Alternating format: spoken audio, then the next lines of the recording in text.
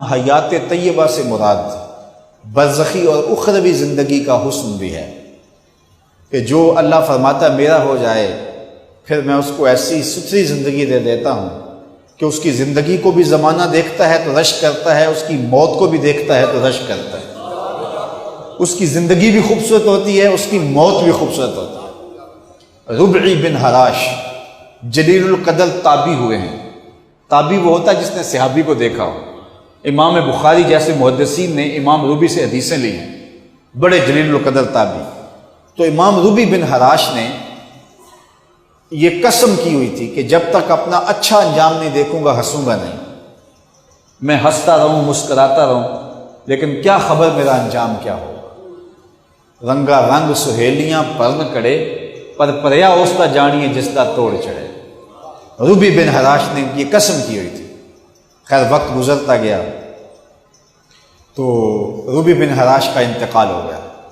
ان کے بھائی کا نام تھا ربی بن حراش۔ وہ غسال کو بلا لائے اور کہا کہ میرے بھائی کو غسل دو۔ وہ غسل دینے کے لیے ایک میزات میں داخل ہوا غسل خانے میں، تو فوراً پلٹ آیا۔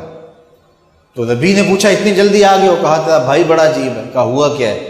کہا نحنو نغتسلہ وہو یتبسم، ہم اسے غسل دیتے ہیں وہ آگے سے مسکراتا ہے۔ کہا میرے بھائی نے قسم کھائی تھی جب تک اچھا انجام نہیں دیکھ لوں گا اتنی دیر تک مسکراؤں گا نہیں۔ آج جو مرنے کے بعد مسکرا رہا ہے لگتا ہے اس نے اپنا انجام بخیر دیکھ لیا۔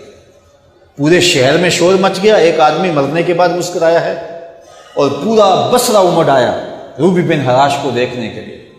کوئی کہے یہ محض گڑی ہوئی کہانیاں ہیں، بندہ کوئی مرنے کے بعد بھی مسکرا سکتا ہے۔ بعض کہیں یار بندہ تو نیک تھا، ہو سکتا ہے کہ کوئی اعزاز ملا ہو۔ اقبال نے کہا تھا نا نشان مرد مومن بات گوئم چو مرگ آئے تبسم بر لب اوست۔ آ تجھے اللہ کے بندے کی نشانی بتاؤں، جب مرتا ہے تو اس کے چہرے پہ کامیابی کی مسکراہٹ ہوا کرتی ہے۔ تو لوگ ایک ہجوم بن کے ربی بن حراش کے گھر کا رخ کرتے ہیں، اور ربی بن حراش کو کفن دے کے چارپائی پہ ڈالا جا چکا تھا۔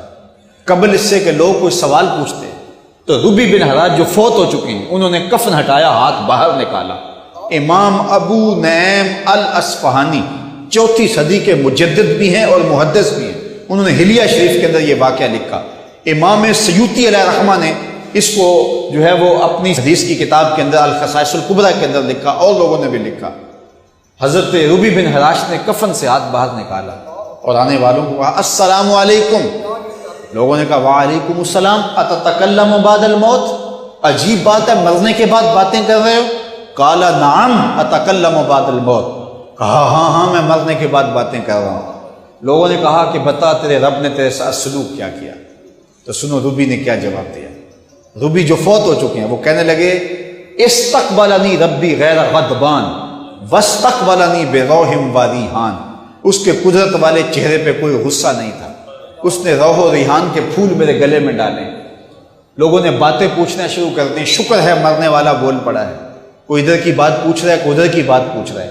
جب سلسلہ کلام طول پکڑنے لگا تو ربی بن حراش جو ہے وہ بول کے کہنے لگے اجلوا بی ولا تؤخروا بی لأن ابا القاسم ينتظر علی الصلاۃ، دیر نہ کرو مجھے جلدی قبرستان میں لے جاؤ، تم مجھے باتوں میں لگا رہے ہو، امام الانبیاء میرے جنازے کا انتظار کر رہے ہیں۔ عرش فرشتے بانگا ملیاں تے مکے پہ گیا شور، بلے شاہ سا مرنا نہیں تے گور پیا کوئی ہو، فالا لحیینہ حیاتا طیبہ۔ یار اس کے بن کے تو دیکھو، اس کے بن کے تو دیکھو، مرنے کے بعد بھی تمہارا چہرہ مسکرائے۔ اللہ اکبر۔ اور میں کہوں کہ ہم نے ایسے لوگ بھی دیکھے ہیں کہ مرنے کے بعد اخباروں پہ ان کی فائل فوٹو لگتی ہے، ان کی تازہ تصویر نہیں لگتی، اس لیے کہ تازہ تصویر اس قابل ہی نہیں ہوتی کہ اخبار پہ لگوائی جائے۔ اور میں دور کی بات نہیں کرتا، ابھی جو ہے وہ چند دن گزرے ہیں قبلہ حاجی صاحب کا چہرہ دیکھنے والا تھا، اور زمانے نے دیکھا، اور تقریباً جو ہے وہ 20 گھنٹے گزر چکے تھے، اور ایسے لگتا تھا جس سے اللہ کا درویش اب مسکرا رہا ہے۔ ایسے چہرہ تر و تازہ، ایک طویل بیماری کاٹنے کے باوجود، اور ایسا نہیں تھا کہ چہرہ چھپایا گیا ہو اور بعد میں جو ہے وہ مکر کیا گیا ہو کہ رش ہو گئے اس لیے ہم نہیں دکھا رہے، جس طرح کہ ہوتا ہے، لیکن ایسا نہیں ہوا۔ میں سحری 4 بجے گیا تو اس وقت بھی تانتا بندہ ہوا تھا، اور سارا دن لوگ زیارت کرتے رہے، اور جس نے بھی زیارت کی اس کی زبان سے نکلا سبحان اللہ، اللہ کے ولی ایسے ہوتے ہیں۔ انشاءاللہ ان کے حوالے سے تفصیلی باتیں اس پیر کی محفل میں ہوں گی جو انشاءاللہ مرکز مصطفیٰ میں منعقد ہوگی۔ جید علماء کرام بھی تشریف لائیں گے اور انشاءاللہ کچھ باتیں میں بھی عرض کروں گا۔ وآخر دعوانا ان الحمد